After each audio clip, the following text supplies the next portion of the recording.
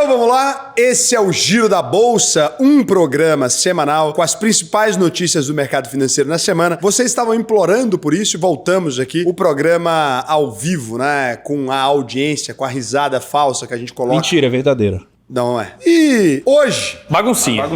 Não, hoje o mundo está organizado. Começamos uma organização bacana, deflação, Lula... Você quer dizer mesmo que essa semana a gente começou uma organização bacana? Web3, né? ChatGPT, Carmen Lúcia, Fux, peruca. Coisa tranquilo. Xandão careca, punição, Bolsonaro preso, coisas incríveis. Coisas muito complexas pra gente dialogar aqui hoje. Programa, então, sensacional. A gente começa aqui com o nosso combalido índice Bovespa, a 142.271,58 pontos. E é normal, né? Sempre na quinta-feira você pensa que o Ibovespa vai, mas os traders têm que sacar para beber na sexta. E isso gera sempre esse mesmo efeito, que é o 0,26% de queda. Quando tem para sacar, tá lindo ainda. E aí o ponto é esse, tava ali para sacar, os traders sacam, segunda-feira eles compram de novo. E o ETF é o VP11, né, que replica aí o índice fundamentalista IFD, tem apoiado bastante aí contra o Banco do Brasil, Lei Magnitsky, sei lá o quê, a R$ 101,35 com 0,90% de queda. O IFIX tá aí, subiu 0,98%, S&P 500 1,39%, o Nasdaq 1,32%, dólar com queda de 1,23%, mostrando que não tá nem com nada, né? O Ibovespa cai, ele cai junto também, não quer mais saber de nada. A bolsa dos Estados Unidos sobe, ele cai também. Então você vê que descorrelacionou total a R$ 5,34.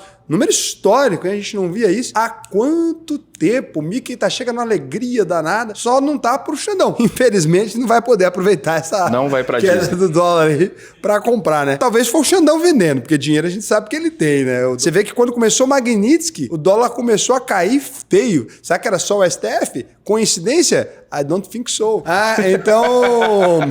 Você meteu o English mesmo? Ué. É pro Xandão não entender. É porque agora, meu filho, eu sou internacional, Babson, Wharton, já fui estudar em todas as Ivy Leagues. Esse fui no MIT, fiz visita. Agora, eu nem chamo de MIT, mas é MIT. Quando alguém perguntar onde você estudou, o Wharton. Eu já fiz. Eu passei. Você passa 2 semanas, você compra o blusão do lugar. Eu vou gravar o próximo vídeo de blusão do Wharton aqui. Bitcoin, $116 mil, com 4,44% de alta. O Ethereum, cadelinha, eterna cadela do Bitcoin, 9,57% de alta, mostrando que tem talento para ser pelo menos uma cadela. De respeito. A gente teve uma semana histórica, com muita coisa acontecendo aí na política e na economia, com algumas notícias excelentes, fazendo as bolsas baterem novos recordes no Brasil e no mundo, né? A gente começa pela notícia mais importante da semana, pelo menos para os brasileiros, que foi a condenação do Jair Bolsonaro a 27 anos de cadeia. O ex-presidente foi considerado pelo Alexandre de Moraes e por mais 3 ministros da primeira turma do STF o líder de uma organização criminosa armada, principalmente com caneta e papel. E também foi condenado por tentativa de abolição violenta do Estado Democrático de Direito, o que eu acho que é um grande... Eu vou explicar. Golpe de Estado, dano qualificado pela violência e ameaça grave e deterioração do patrimônio tombado. Sinceramente, a única coisa que me preocupa nisso aqui, nessa condenação do STF, é que se você olha pro Bolsonaro e para essa mesa de café da manhã aqui, é ele pondo leite condensado no pão, carregando o celular às 9 da manhã, tem uma faca enfiada no queijo. Ele não consegue organizar um café da manhã e organizar um golpe. Claramente, o Bolsonaro é inocente. Não tem a menor chance. Vocês já viram comendo espetinho? Organizar um golpe. A palavra organizar é que me pega aqui. Eu daria absolvição imediata. Falar, não, é inocente. Claramente... Por incapacidade mesmo, né? Nem porque não queria. É incapacidade. Não existe nenhuma chance do Bolsonaro ter organizado qualquer coisa. A gente não pegou ninguém de surpresa. Todo mundo sabia que as cartas estavam marcadas, né? Mas o que teve de destaque aí no julgamento foi o único voto contrário. Foi do ministro Luiz Fux e da peruca. Trouxe um voto extremamente longo e técnico. Ele leu 14 horas, foram mais de 300 páginas ali, ele lendo, pedindo a anulação completa de todo o processo contra o Bolsonaro por causa das várias ilegalidades. E lembrando, Fux, ele se embananou todo ali também, porque ele cancelou coisa que ele mesmo disse. No julgamento de 8 de janeiro ele tinha dito uma coisa, agora ele disse outra, né? Dava pra fazer um vídeo daquele canal. Um Fux contra 30 Fux. Que é ele mesmo tentando explicar pra ele mesmo o que ele mesmo tá dizendo. É muito complicado. E fez uma atrocidade com o Xandão, né? Fez ele perder o jogo do Corinthians. Uma coisa que a gente tem que elogiar aqui do Fux é o estilo. Pareceu ali gravata séria, bonitaço. Cara elegante. É calvo? É, mas tem a decência de usar peruca. Tava aqui, nada contra, viu, Ricardo? Você precisa focar aí no roteiro. Não. Calma aí. Tomando aqui, né, a opinião do Fux. A incompetência do STF para julgar o caso, porque nenhum dos réus tem foro privilegiado e por isso eles tinham que ser julgados na justiça comum. O cerceamento da defesa, principalmente porque a Polícia Federal mandou para os advogados mais de 70 terabytes de dados, o suficiente para armazenar mais de 30 milhões de livros no Kindle e para piorar, a PF ainda mandou tudo solto, desorganizado, né? Além disso, o Fux deu uma alfinetada no Moraes, falando que o juiz não pode ser, abre aspas, investigador e julgador no mesmo processo e que precisa agir com distanciamento e imparcialidade. Sabe o que eu faria se eu fosse a defesa do Bolsonaro? A única coisa sobre isso aqui. É só pegar as provas, daí você começa a ler e fala, complete a frase. E daí você começa a ler um trecho e mostra que ninguém leu, porque não tem como ler essa quantidade de documento. Acho que ele teria mais chances de ter jogado pra galera. Vocês não pensaram nisso, né? Da próxima paga a consultoria. E o prazo super curto, eles tiveram coisa de 48 mas era só mostrar horas. isso. Pode falar um pouco mais sobre as provas tais e tais e tais, estão no anexo? Não. Por quê? Porque são 30 milhões de provas. Pô, 30 milhões de livros, o equivalente a 30 milhões de livros. Não é processo. No isso voto, o delírio. Fux falou que era literalmente bilhões de páginas. Mas é um delírio, não faz nexo, né? Ele também criticou isso, a falta de provas contra o Bolsonaro e outros envolvidos na suposta trama golpista, e acabou condenando só 2 dos 8 réus. E só por uma acusação, a de tentativa de abolição violenta do Estado Democrático de Direito. É isso, né? Ninguém discorda que houve uma tentativa de abolição violenta do Estado Democrático de Direito. É porque houve mesmo, você pega ali os documentos, dá pra você ver, mas é um trem muito desorganizado. Mas o que mais chamou a atenção foi o ministro detalhar no voto todas as preliminares tragas pelos advogados aí pra... Eu sei, mas o trazidas eu não vou. Eu não quero o português certo, não. Eu prefiro tragas. Eu não vou falar Tragas trazidas. Mas trazidas, pra mim, é uma palavra que eu me recuso. Tem coisa no português que não dá. É tipo a palavra citronela e cicronela. Cicronela é melhor. Vamos de cicronela e vamos de tragas. Pelos advogados, pra considerar o processo ilegal e também detalhar a conduta de cada réu ponto a ponto, rebatendo cada uma das acusações. Isso teve uma reação forte no meio jurídico, foi muito bem visto pelos advogados e por toda a direita. Principalmente porque abre um precedente com a base mais sólida para os pedidos de anistia. Mas é claro que isso também desagradou os outros ministros, deixou um climão na primeira turma e depois o Fux acabou sofrendo um pouquinho de bullying dos coleguinhas durante os votos da Carmen Lúcia e do Cristiano Zanin, ex-advogado do Lula. E no meio das piadinhas indiretas, o Alexandre de Moraes disse que o 8 de janeiro foi uma organização criminosa e não um passeio na Disney. Até porque se fosse um passeio na Disney, o senhor não faria parte. E é claro que a galera não perdoou e saiu um monte de meme na internet, né? Agora, condenado, Jair Bolsonaro ainda não vai cumprir a pena porque cabe recurso no próprio Supremo. E também não se sabe se ele vai pra cadeia, pra uma cela especial na Polícia Federal, ou mesmo se pode continuar preso em casa, considerando que ele tem mais de 70 anos, né? Precisa tratar algumas doenças já diagnosticadas e também continua com a saúde debilitada,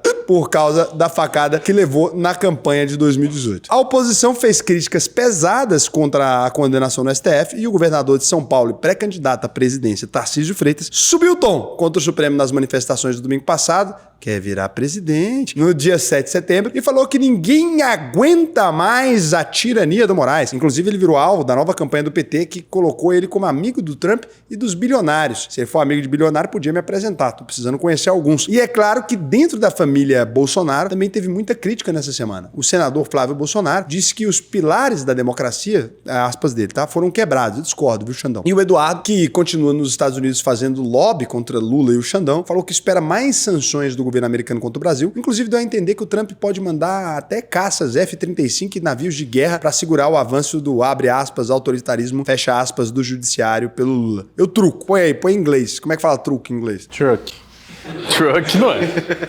Aí truque. Aí truque. E isso veio depois de uma declaração do porta-voz da Casa Branca, que falou no início da semana que os Estados Unidos têm condição de intervir, até utilizar força militar, mas falou de forma bem genérica, né, sobre o poder dos americanos e não necessariamente sugerindo uma guerra com o Brasil. Falou sobre manter a democracia. Acho que também isso vale tanto para a Venezuela quanto para a gente que tem aí esse problema agora com a democracia. Depois da decisão do STF, a Embaixada dos Estados Unidos também se manifestou. Eles condenaram o uso da lei como arma política e disseram que o Xandão, abre aspas, desmantelou, fecha aspas, o Estado de Direito e está arrastando as relações entre os países para o ponto mais sombrio em 2 séculos, não é? Nosso ponto mais sombrio em 2 séculos, mas estamos perto. O ponto mais sombrio em 2 séculos foi quando Dom Pedro II viajou pelos Estados Unidos e foi votado para presidente da República por lá. O Trump já tinha falado que estava muito decepcionado com o Brasil. O secretário de Estado, Marco Rubio, que poderia ser brasileiro, não é com esse nome, disse que os Estados Unidos vão dar uma resposta à altura pela condenação de Bolsonaro, mas foi só as letras em caps mesmo. E como resposta, o Itamaraty falou que as ameaças não vão intimidar a democracia brasileira. E colocou um todos na frase, brincadeira. É que não, né? Então, é claro que tudo isso gera um clima de muita instabilidade nos mercados que subiram, estão nem com nada. E a dólar caiu e ficou tudo desse jeito. A gente precisa entender que, nesse momento atual, apesar das coisas parecerem normais, você precisa tomar cuidado para não fazer nenhuma bobagem com o seu querido dinheiro. Se você quiser saber como investir nesse momento, eu vou te convidar a entrar em contato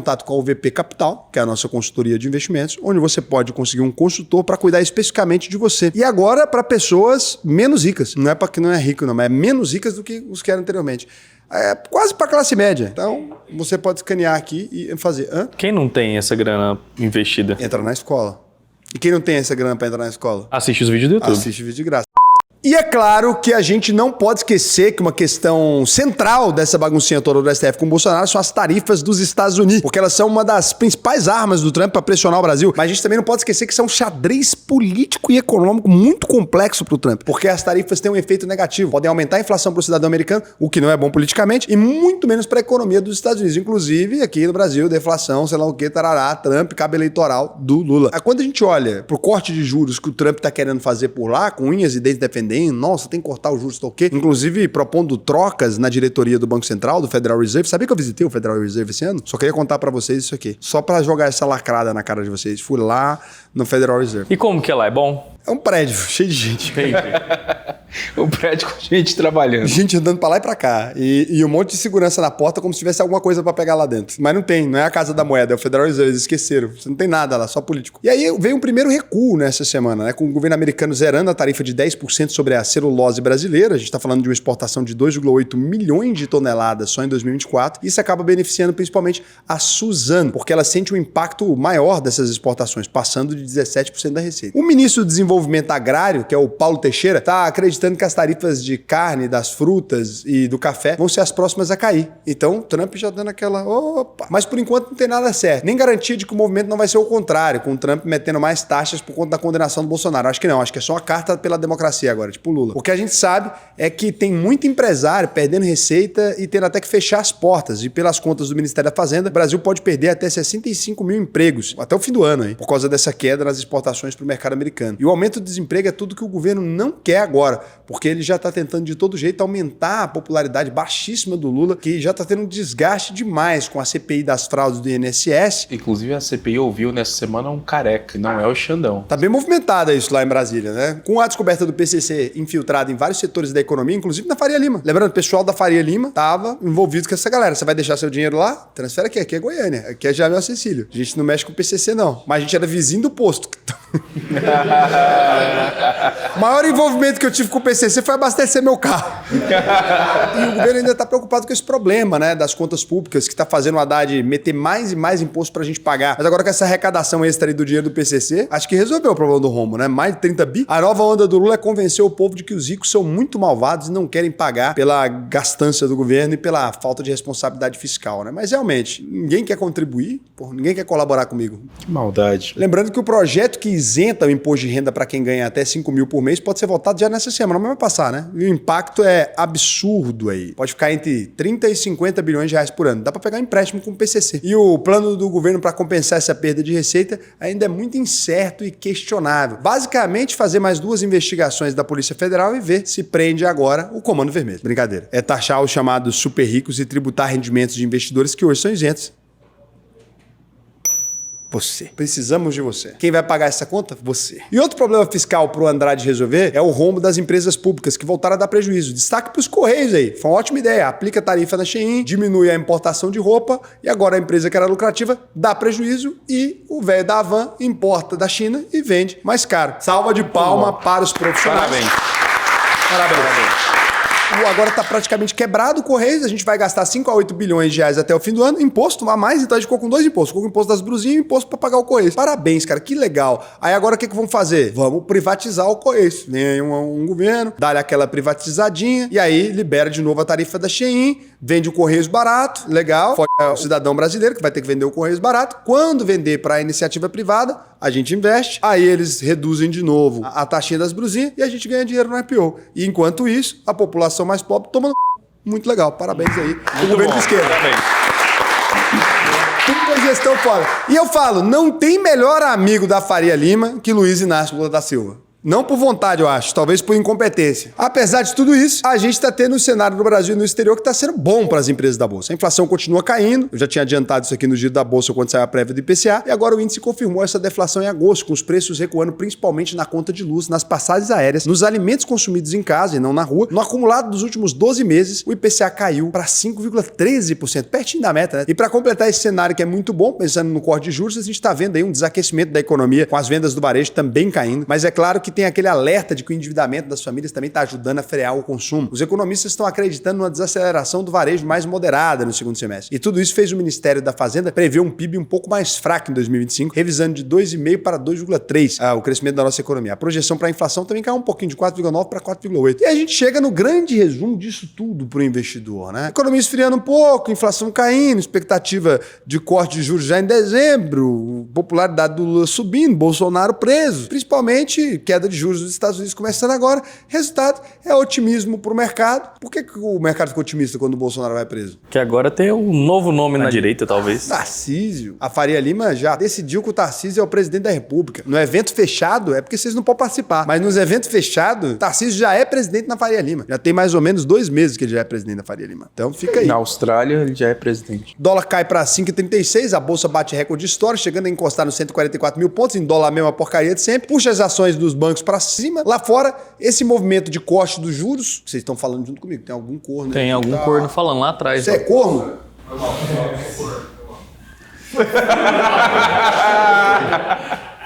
Foi mal, seu corno.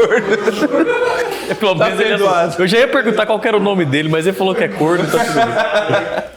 Então, se você já está num patamar legal, passou dos 4.500 de renda, se você quiser aprender a investir comigo, é só clicar aqui no botão Faça sua análise de perfil, preencha o questionário para mim, que vai ser um prazer imenso para mim te ensinar a investir no Brasil e no mundo todo. Lembrando, se você entrar na UVP e não valer a pena, eu devolvo 100% do seu dinheiro. É só você assistir todas as aulas, você conclui e fala, olha, não valeu a pena para mim, e a gente vai lá e devolve 100% do seu dinheiro. Pode pesquisar na sua empresa aí, no Juros Brasil, você vai encontrar aí um único processo de uma empresa do mercado aí, por conta que a gente ter falado a verdade, é simplesmente isso. Nada a ver com o fato da gente não cumprir esse compromisso ou coisa do tipo, a gente sempre cumpre, porque senão a gente já estaria cheio de processo e até preso, né? Lá fora, esse movimento de corte de juros pelos Estados Unidos também está muito forte, fez várias bolsas renovarem as máximas históricas. Inclusive, o índice MSCI World disparou, puxado pela alta das maiores ações dos 23 países desenvolvidos cobertos pelo índice. O S&P 500 também bateu o recorde, tá? Exatos 100 dias sem uma queda diária maior que 2%. Só aconteceu uma única vez nos últimos 5 anos. Isso também derrubou os juros do título público americano de 10 anos. Lembrando uma coisa, tá? As Magnificent Seven, né? Aí elas concentram a maior parte desse volume. Nunca o mercado financeiro americano esteve tão concentrado. 10% das maiores empresas dos Estados Unidos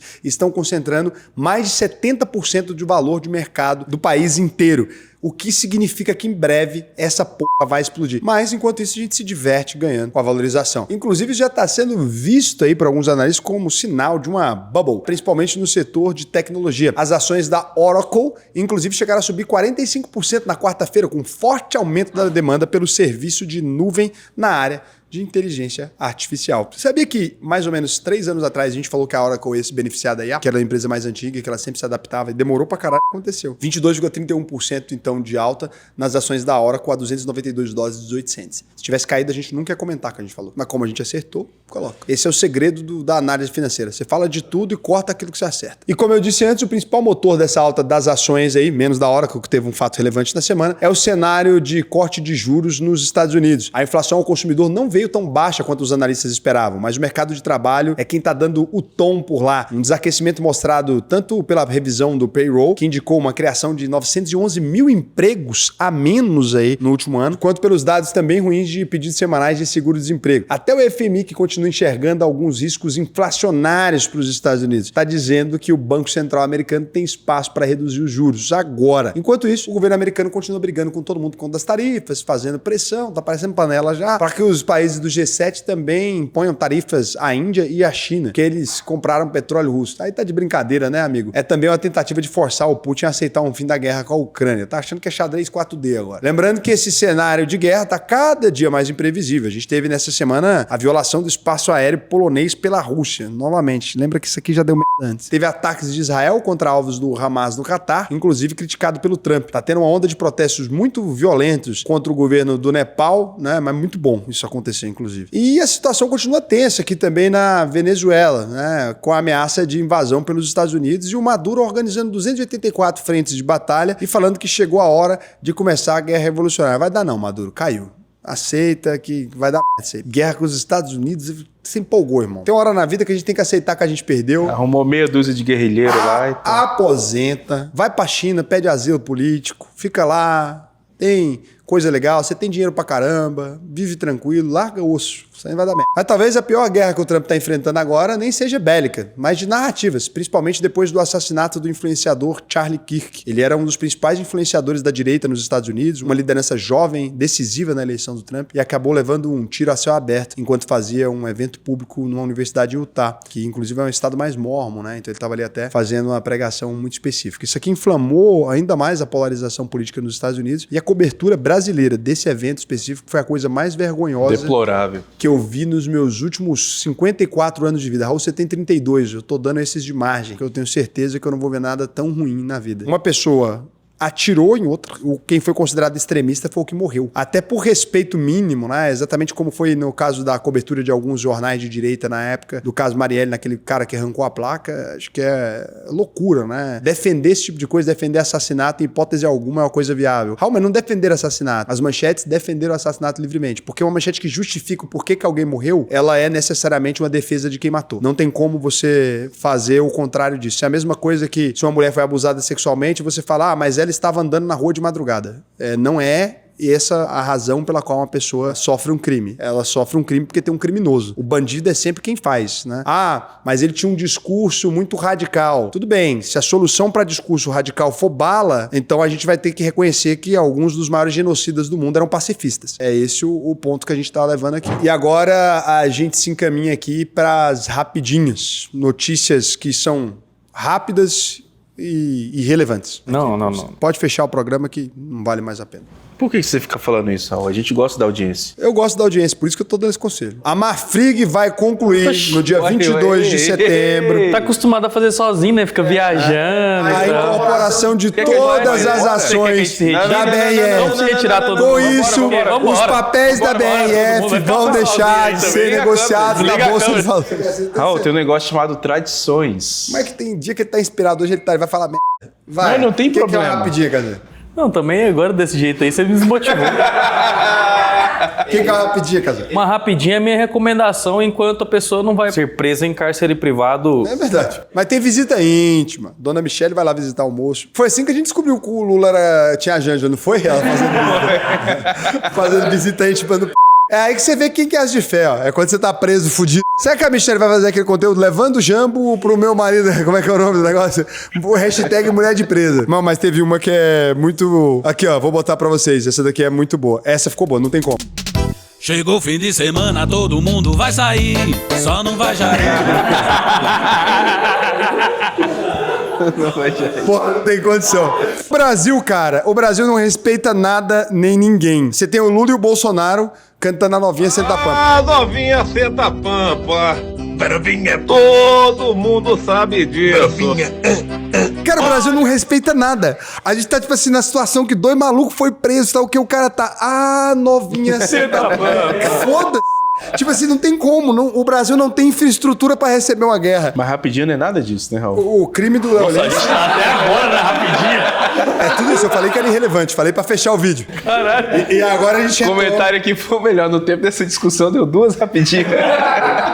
A Marfrig vai concluir no dia 22 de setembro a incorporação de todas as ações da BRF. Com isso, os papéis da BRF vão deixar de ser negociados na Bolsa de Valores. Engraçado que ninguém quer comprar ações na Bolsa, né? Porque todo mundo tá falando que as empresas estão caras, a Bolsa Brasileira tá cara, a Bolsa Brasileira tá cara, porque o Brasil nunca funciona, mas não tem um dono de empresa vendendo empresa. Não tem um IPO há 5 anos e todo mundo só recompra, porque é informação. A fusão das duas empresas cria uma gigante no setor de alimentos, com mais de 50 bilhões de valor de mercado. Lembra muito nosso começo. A Marfrig, então, a R$ 25,71 a ação. O banco BTG Pactual negou que tenha qualquer envolvimento com a compra de ações da Cosan. A informação desmente notícias de jornal O Globo e da coluna Lauro Jardim, pô, mas o Lauro Jardim também ele inventa cada coisa, que afirmavam que André Esteves, fundador e acionista de referência do BTG, teria interesse em pegar uma fatia relevante da holding do setor de energia e logística. De lá não, mas do Fluminense é verdade. A Albânia criou uma ministra de IA para acabar com a corrupção nos contratos públicos. O primeiro-ministro do país disse que a agente de inteligência artificial vai ser responsável por analisar todas as licitações e garantir que os contratos sejam 100% idôneos. Olha Olha aí, quase igual a gente. O testamento do estilista Giorgio Armani, que não tinha filhos, falecido no dia 4 de setembro, força os herdeiros da marca italiana a venderem uma participação inicial de 15% das ações num prazo de 18 meses. Depois eles vão precisar vender até 55% para o mesmo comprador num prazo de 3 a 5 anos, o que está sendo visto como uma reviravolta para uma empresa que sempre protegeu suas raízes e sua independência, obviamente, para o Arnaud. Ele deve comprar, que é o dono da LVMH. E para fechar o programa, a gente traz uma notícia realmente relevante. Um estudo americano mostrou que os pesos da academia têm 362 vezes mais bactérias que um assento do vaso sanitário. Informação bosta do cara. Literalmente. E a polícia dos Estados Unidos prendeu o suspeito de matar o ativista Charlie Kirk. Vocês querem adivinhar? Era calvo. E a PF também prendeu o careca do INSS, mostrando que a calvície é um indicador sério de crime, às vezes. Não o Xande. Então, esse é calvo e honesto, de boa. Uma pergunta honesta. Você tava com saudade de gravar com o pessoal aqui na Casa Não. UP? Ou... Não, né? Não, mas você não precisa ser tão honesto. Tava. Puta, eu tava. Cara, pra mim é um dos momentos mais especiais da minha semana. Assim, sinceramente, eu prefiro 1000 vezes estar aqui, gravando isso aqui, do que fazer sozinho no meu quarto, no conforto, e poder simplesmente depois dormir tranquilo. Mas a galera tava com saudade ou não? Não tava. Você tava com saudade do Raul mesmo? É sério isso? Cara, Tem nada pra fazer na sexta, né? É muito mais legal ser humilhado pessoalmente do que pela live. Cara, e o negócio é o seguinte, se você quiser participar da gravação ao vivo do programa, é bem simples. Você só precisa comprar uma passagem pra cidade de Cachoeiro do Itapemirim. Mentiroso! Aqui é onde a gente grava. Mentira, a gente grava em Abadiânia. Você pode descer. É Goiânia, mentira! Você pode vir na cidade de Goiânia, na verdade. Fica aqui na Casal VP, que é um bar, charutaria, clube de membros. Lugar mal frequentado. Mal frequentado. Vem menos de um embaixador por semana. Nunca recebemos 4 governadores. Como é que é? Cara, aqui não tem corno, não. Tem futuro cantor sertanejo. Aqui não tem corno, não.